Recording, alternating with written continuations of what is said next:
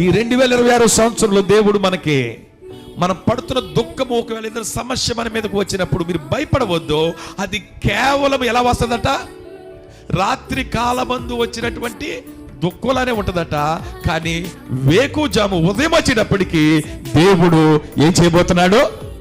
గొప్ప సంతోషాన్ని ఇవ్వబోతూ ఉన్నాడు. హల్లెలూయా, హల్లెలూయా. కాబట్టి దేనికి మనం భయపడవద్దు.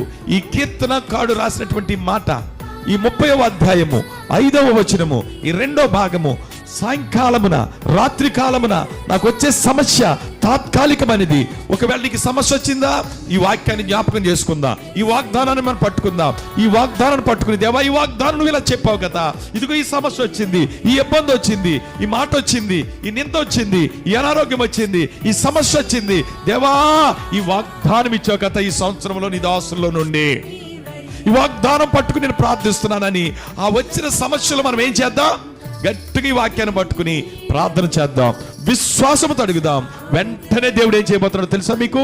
ఆ సమస్య, ఆ బాధ అనే దుఃఖాన్ని నుంచి విడుదల చేసి వెంటనే విజయాన్ని ఇచ్చి ఆ విజయం వెనకాల సంతోషాన్ని పెట్టేస్తాడట. దేవునికి స్తోత్రం కలుగునుగాక.